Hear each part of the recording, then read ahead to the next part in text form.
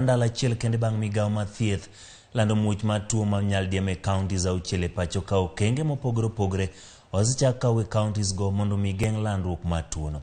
Magi nenore e kauntis ma Kiambu kod Nandi ka johala, jong'iepo ka achiel kod jotelo jo oganda mondo nen ni ler obetie.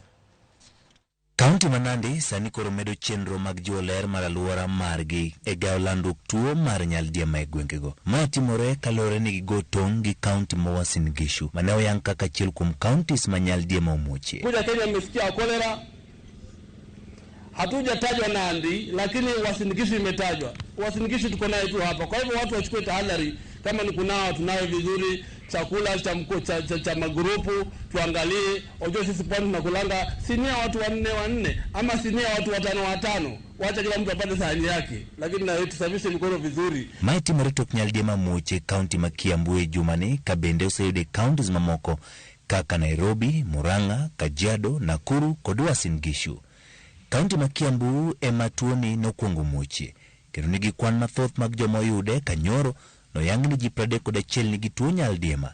Gisani gimedo kaso kenge mag gawo tuono ka johala ojiw mondo ket ler e kuonde ma giuse chiemo. Kwa wasafi kuangalia mazingira na penye popote tunasulia njoi ugonjwa isije abukisha wenye tunauza na wama wenye tunauzia. Jopweng'no bende kwayo piny owacho mondo ket jogo marango ler mar chiemo e kaunti no mondo mi duok piny landruok mar tuono.